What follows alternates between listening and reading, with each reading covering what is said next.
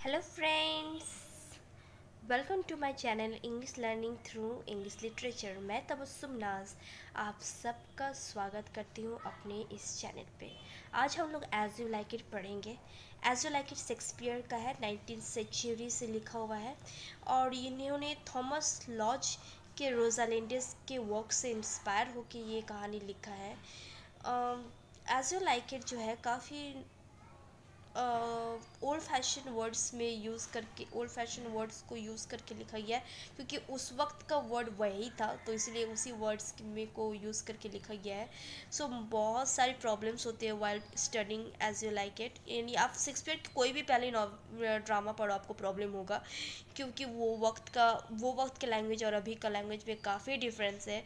जैसे अभी हम लोग do not DONOT do not, ये भूल ही गया, डोंट डायरेक्ट लिखते हैं, DON''T, तो ये डोंट डायरेक्ट लिखते हैं। डू नॉट धीरे धीरे बहुत सारे वर्ड्स हैं जो चले जा रहे हैं, ओके, अबेंडन हो जा रहे हैं। लेकिन हम लोग यहाँ पर जो पढ़ रहे हैं एज ए लाइक इट, जब हम लोग पढ़ेंगे तो हम लोग को बहुत सारे ऐसे वर्ड्स मिलेंगे जो काफ़ी अजीब है, ओके।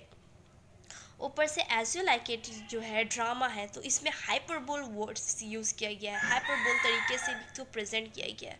ठीक है, जैसे पुराना ज़माना में अगर हम लोग मूवीज़ देखेंगे, सपोज़ दिलीप कुमार का अगर मूवी देखेंगे तो उसमें हम लोग देखेंगे कि वो लोग हर एक एक्टिंग को पूरे बॉडी से एक्सप्रेस करता है, ओके।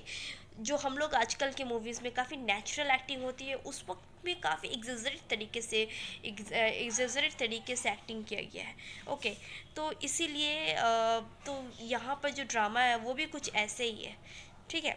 यहाँ पर मैंने ये 4 भाग इसलिए किया है क्योंकि हम लोग जब भी कोई नावल पढ़ते हैं या ड्रामा पढ़ते हैं, हम लोग अपने दिमाग में एक इमेजिनेशन ड्रॉ करते हैं जहाँ पर हीरो हीरोइन होते हैं, अदर कैरेक्टर्स होते हैं, एक घर होता है, कासल होता है, गार्डन होता है, सब कुछ इमेजिनेशन करते हैं।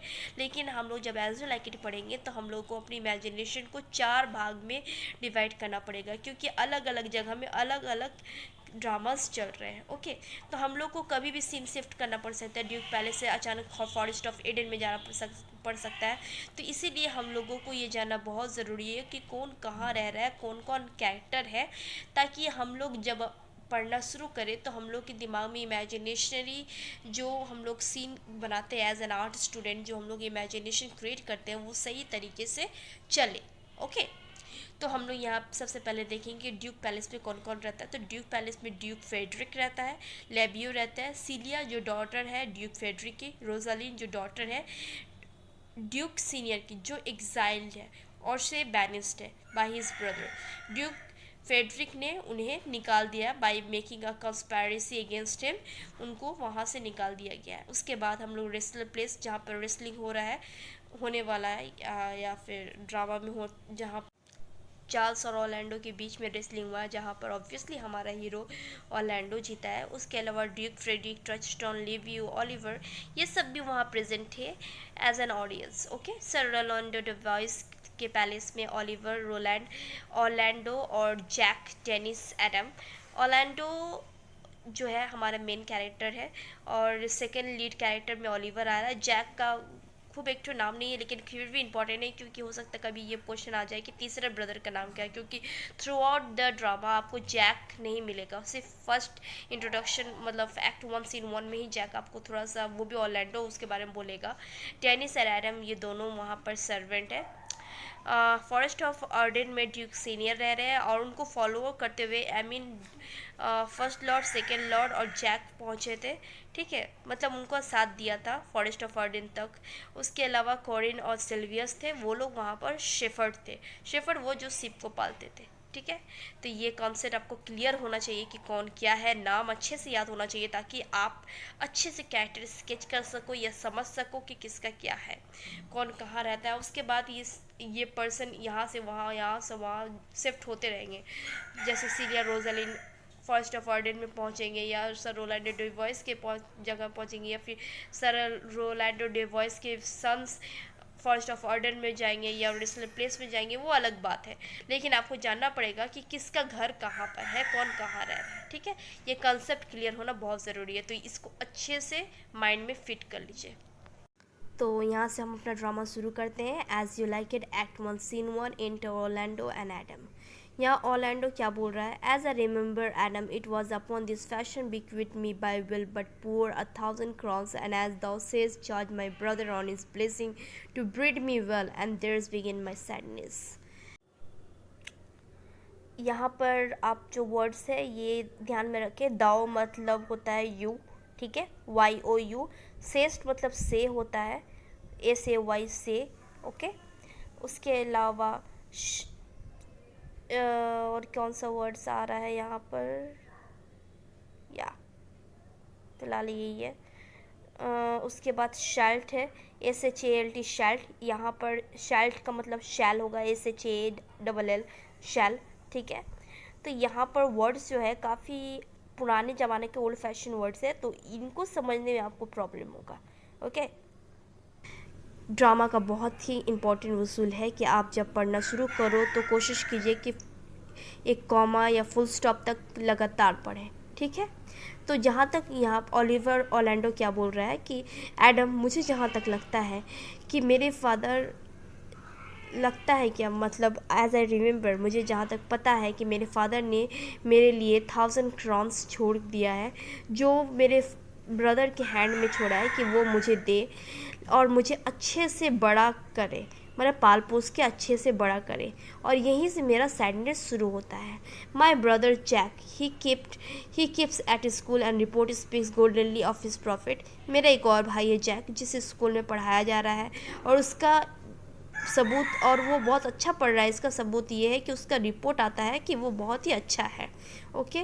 फॉर माई पार्ट, लेकिन मेरे पार्ट में क्या, ही किस में रस्टिकली, मुझे बहुत बुरी तरीके से रखता है एट होम, घर में, और टू स्पीक मोर प्रॉपरली, और अगर अच्छे से बताऊँ, stage me here at home uncared for call you keep that keeping for a gentleman of my birth.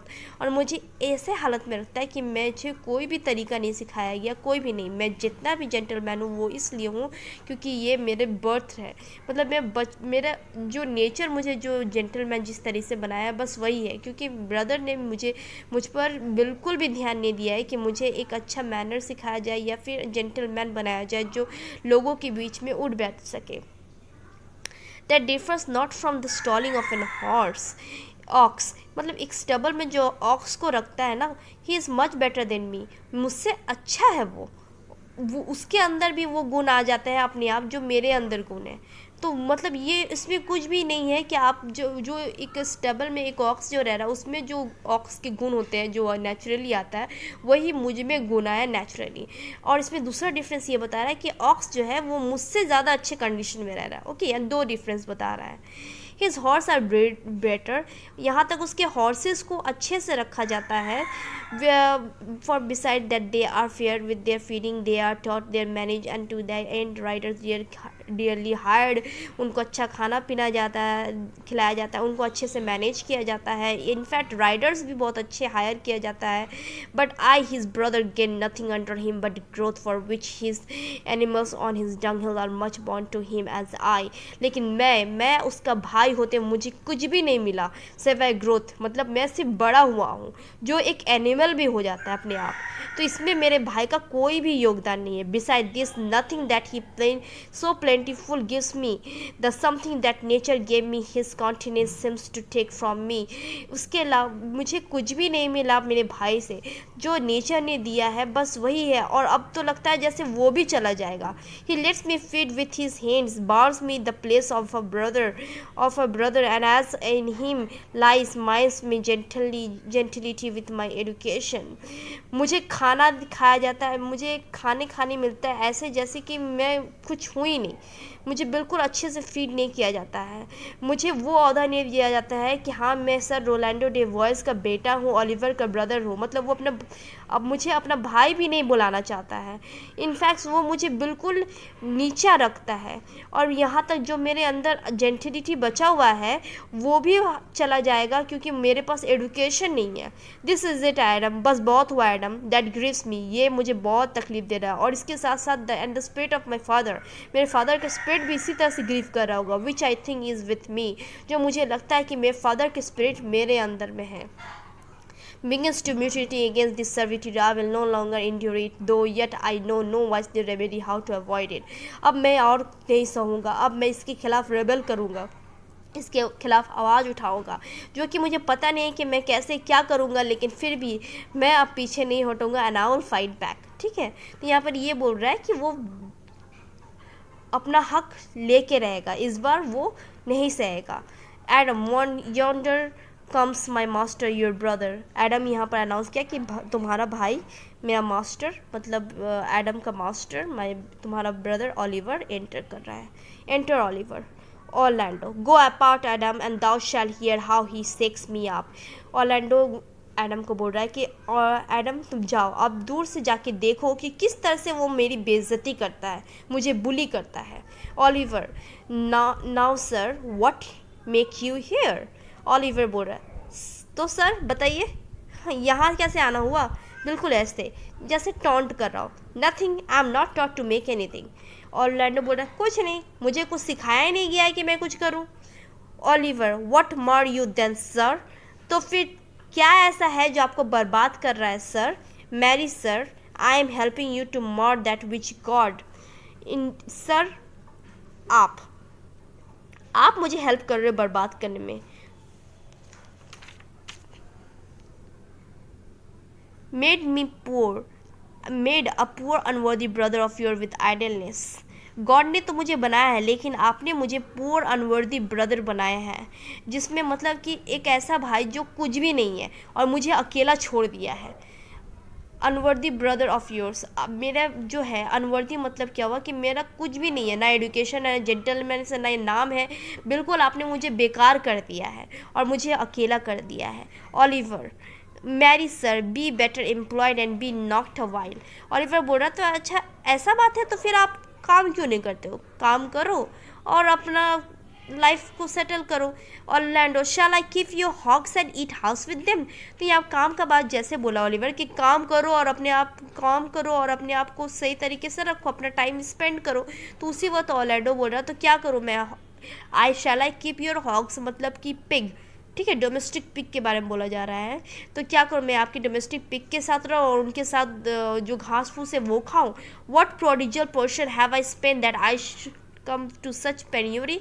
यहाँ पर वो बोल रहा है कि ऐसा कौन सा प्रोडिगल मतलब पैसा बर्बाद करना, मैंने कौन सा पैसा बर्बाद कर दिया, किस पोर्शन मतलब हिस्सा, मैंने अपने हिस्से का कौन सा पैसा बर्बाद कर दिया है कि मुझे इस तरह का पॉवर्टी झेलना पड़ रहा है। Know you where you are sir. Oliver यहाँ पर अब स्ट्रिक्टली बोल रहा है कि आपको पता है आप कहाँ हैं sir. Orlando O sir very well here in your orchard. हाँ सर बिल्कुल पता है आपके ऑर्चैड में। ऑर्चैड वो एरिया होता है जहाँ पर चारों तरफ ट्री होता है और बीच में सर्कल होता है और चारों तरफ ट्रीज होते हैं। Know you before whom sir, क्या आपको पता है आप किसके सामने बात कर रहे हैं। I better than him I am before knows me. यहाँ ऑर्लैंडो बोल रहा हाँ मैं खुद से ज़्यादा अच्छे से उसको जानता हूँ। I know you are my eldest brother and in gentle condition of blood you should so know me. हाँ बिल्कुल मैं जानता हूँ कि मैं किससे बात कर रहा हूँ और मैं उसे खुद से भी ज़्यादा अच्छे से जानता हूँ और एक अच्छे कंडीशन में मैं ये भी जानता हूँ कि वो मेरा ब्लड है और वो मेरा ब्लड है और मैं उसका ब्लड हूँ। तो ये बात उसको भी जानना चाहिए कि मैं उसका खून हूँ। The courtesy of nation allows you my better and in that you are the first one. हाँ ये बात सच है कि तुम पहला बेटे हो, लेकिन इसका मतलब ये नहीं है that but in some tradition the same tradition takes not away my blood were there 20 brother betwixt me I have as much of my father in me as you, albeit I confess you coming before me in is nearer to his reference। यहाँ पर बोल रहा है कि बिल्कुल मुझे पता है कि मैं किससे बात कर रहा हूँ और मैं उसे खुद से भी ज़्यादा अच्छे से जानता हूँ। वो मेरा एल्डर ब्रदर है, लेकिन जेंटल कंडीशन मैं भी उसका भाई हूँ। मतलब असलियत तो ये भी है ना कि मैं भी उसका भाई हूँ। तो वो जो ऐश्वर्याम मतलब जो एक लग्जरी लाइफ जी रहा है एक फर्स्ट बॉर्न होने के नाते, वो मुझे भी जीने का हक है क्योंकि मैं भी उसी का ब्लड हूँ। मैं भी हम दोनों के एक ही फादर हैं। तो अगर मेरा 20 ब्रदर्स भी होता ना तो सबका एक ही अधिकार होता, सबको एक ही तरीके से रखा जाता, एक ही तरीके से उनको उनका शेयर दिया जाता, उनको पाल पोस के बड़ा किया जाता जिस तरह से मेरे फादर चाहते थे। ओके तो यहाँ पे यही बोल रहा है कि ये जो है कि मुझे अलग क्यों रखा गया है। अगर 20 भी भाई होता ना तो सबको एक तरीके से ही रखा जाता, तो मुझे भी उसी तरीके से ही रखना चाहिए। I confess your coming before me is near to his reverence. तो यहाँ पर ये भी बोल रहा है कि मुझे ऐसा लग रहा है कि तुम जो मेरे तरफ बढ़ रहे हो, इसका मतलब यही हुआ कि तुम मुझे डराने की कोशिश कर रहे हो, ठीक है। Oliver, what boy, striking him, मतलब उसको धक्का मार के, putting a wrestler's grip on him, बिल्कुल रेसलर की तरह उस ग्रिप मतलब उसको पकड़ लिया। Come come elder brother, you are too young in this. Orlando एक रेसलर था, तो वो बोल रहा है कि भाई तुम इसमें बहुत नए हो, you are too young to this, मतलब अभी तुम बच्चे हो इसके मामले में। विद दाउ ले हैंड्स ऑन मी विलन, तुम मुझ पर हाथ उठा रहे हो villain. I am no villain, Orlando बोल रहा है। I am no villain, I am the youngest son of sir Rolando de Boys. He was my father and he is thrice a villain that says such a father begot villains. यह Orlando बोल रहा है कि मैं villain नहीं हूँ, मैं sir Rolando de Boys का यंगेस्ट सन हूँ और वो मेरे फादर है। और जो भी उन्हें विलेन बोल रहा है वो थ्राइस विलेन है, मतलब 3 गुना ज़्यादा विलेन है। Wert thou not my brother, अगर तुम मेरे ब्रदर नहीं होते, अगर तुम मेरे भाई नहीं होते, I would not take this hand from thy throat, अपने मेरा ये हाथ तुम्हारे गले से हटता नहीं, बल्कि till this other had pulled out thy tongue for saying so, बल्कि ये दूसरा हाथ तुम्हारे ज़बान के अंदर, तुम्हारे मुंह के अंदर जाके तुम्हारी ज़बान निकाल देता, ये ऐसी बात बोलने के लिए। thou has railed on thyself, क्योंकि जो तुमने मुझे कहा है वो तुम भी हो, क्योंकि Orlando sir Rolando de voice के बेटा है, और अगर उसे विलेन बोला जा रहा है मतलब उसके खून को गाली दिया जा रहा है, and at the same time उसके फादर को गाली दिया जा रहा है, और उसके फादर का खून ओलिवर में भी है। ओके तो अगर वो उसे विलन बोल रहा है तो मतलब यहाँ पर विलन मतलब बुरा इंसान या फिर लो बॉर्न भी बोला जाता है। तो यहाँ पर जो विलन है ना वो लो बॉर्न है, मतलब कि नीचा इंसान, मतलब गंदा खून। ओके तो इस तरह से इसको बोला जा रहा है। तो अगर ये इस तरह का गाली दे रहा है कि वो गंदा खून है, तो वो सिर्फ उसको नहीं बल्कि उसके फादर को भी दे रहा है, और उसके फादर का ब्लड उसके ब्रदर मतलब ओलिवर में भी है, तो इनडायरेक्टली वो खुद को भी गाली दे रहा है। ओके तो यहाँ पर विलेन का मतलब बुरा इंसान, एक लो बॉर्न पर्सन, एक वो इंसान जो गंदा खून है। क्योंकि आप यहाँ पर देख सकते हो कि यहाँ पर वो बिल्कुल गुस्सा हो गया कि वो उसके फादर को ऐसे कैसे बोल सकता है। यहाँ पर मतलब इसके मतलब ये है कि ओलिवर उसके ब्लड को गाली दे रहा है। Okay Adam, sweet master be patient for your father remembrance be at accord. यहाँ पर एडम बोल रहा है कि प्लीज़ आप लोग शांत हो जाइए, अपने फादर के लिए प्लीज़ आप लोग शांत हो जाइए, उनके मेमोरी में एक दूसरे के रेस्पेक्ट कीजिए और ये सब लड़ाई बंद कीजिए। ओलिवर, लेट्स मी गो आई से। ओलिवर बोल रहा है कि नहीं मुझे जाने दो। ऑर्लैंडो बोल रहा है I will not till I please you shall hear me, my father charge you in this. यहाँ पर ऑर्लैंडो उसको पकड़ के रखा है। ओके तो यहाँ पर ऑर्लैंडो बोल रहा है कि नहीं मैं तुम्हें नहीं छोड़ूंगा जब तक तुम मुझे मेरे वो सारे अधिकार नहीं देते जो मुझे फादर ने देने के लिए कहा था। Give me good education, you have trained me like a pigeon, obscuring and hiding from me all gentleman like quality. तुम मुझे एडुकेशन दोगे और तुमने आज तक मुझे ट्रेन किया ऐसे जैसे कोई पीजेंट को ट्रेन करता है, मतलब कोई पीजेंट वी ऑल नो कि वो वर्कर्स को जैसे वर्कर रखा जाता है उस तरह से वर्कर की तरह ट्रेन किया है। मेरे सारे जेंटलमैन क्वालिटीज़ को हाइड किया, बर्बाद किया है। The spirit of my father grows strong in me, मेरे अंदर मेरे फादर की स्पिरिट है जो अब ताकतवर है और मैं अब कुछ भी बर्दाश्त नहीं करूँगा। Therefore allow me such exercise has make become a gentleman और give me the poor allottery my father left me by testament, with that I will go buy my fortune. या तो मुझे मेरे अधिकार दो या तो वो जो अमाउंट ऑफ मनी मेरे फादर ने मेरे नाम पे छोड़ा है वो मुझे दे दो, ताकि मैं यहाँ से चला जाऊँ और अपना फॉर्च्यून खुद उस पैसों की मदद से बनाऊँ। Oliver, and what will thou do beg when that is spend. तो अच्छा तो फिर तुम करोगे क्या उसका, पैसे खत्म हो जाने के बाद भीख मांगोगे? Well sir, Get you in. I will not longer be troubled with you. You shall have some part of your will. I pray you leave me. यहाँ पर बोल रहा है कि ठीक है, अब मैं तुम्हारे साथ कोई भी ट्रबलसम मतलब कि कोई भी प्रॉब्लम नहीं फेस करना चाहता, इसलिए मैं तुम्हें तुम्हारे हिस्से का पैसा दे दूंगा, तुम लो पैसे और चले जाओ यहाँ से. Orlando, I will no further offend you than become me for my good. तो बोला कि ठीक है, अगर मुझे मेरे पैसे मिल जाएंगे तो मैं यहाँ से चला जाऊँगा और मैं तुम्हें कभी भी परेशान भी नहीं करूँगा. Oliver, get you with him you old dog. Adam को बोल रहा है कि तुम भी इसके साथ जाओ. Old dog, is old dog my reward? Most true, I have lost my ट्रीथ इन योर सर्विस. यह एडम काफ़ी उदास होकर बोल रहा है, ओल्ड डॉग, यही मेरा इनाम है?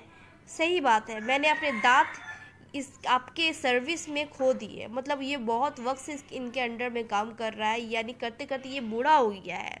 God B with you my old master, he will not have spoken such a word. यहाँ पर बोल रहा है कि मेरे ओल्ड मास्टर के साथ गॉड हो, मतलब जो ओल्ड मास्टर मतलब सर रोलैंडो डे वॉइस के बारे में बोल रहा है कि आई होप गॉड उनके साथ हो, क्योंकि वो अगर होते ना तो वो मेरे साथ इस तरह से कभी भी बात नहीं करते. तो इसके बाद ओलिवर बोल रहा है, is it even so begin you to grow upon me, I will physic your rankness and yet give no 1,000 crowns neither hole at tennis. अभी यहाँ पर ओलिवर जो है खुद से बात कर रहा है, क्योंकि देख सकते हैं हम एग्जीक्यूट ऑर्लैंडो एंड एडम दोनों ही निकल चुका है. तो यहाँ पर ओलिवर खुद से बात कर रहा है कि अच्छा ऐसा बात है, तो अगर तुम मुझ पर हावी हो रहे हो तो ठीक है, तो मैं तुम्हें ना ही पैसा दूंगा, ना ही जो पैसा तुम्हारे लिए रखा गया था 1,000 crore वो तुमको तो दूंगा ही नहीं, बल्कि तुमको बर्बाद कर दूंगा. यहाँ पर डेनिस एंटर करता है. ओके, आज के लिए यहीं तक काफ़ी है. उसके बाद हम लोग बाद में पढ़ेंगे, क्योंकि ये वीडियो बहुत बड़ा हो जाएगा, तो मैं इसका दूसरा पार्ट जल्दी लाऊंगी. Till then bye bye. और जाने से पहले प्लीज़ सब्सक्राइब करके जाइए, ताकि जब मैं दूसरा पार्ट दूंगी तो आपको उसकी नोटिफिकेशन मिल जाए. बेल आइकॉन जरूर टिप देना ताकि नोटिफिकेशन मिल जाए और आप आके देख सको. ओके, तो इसे लाइक करते हुए जाइएगा और शेयर करते हुए जाइएगा. Till then take care, bye bye.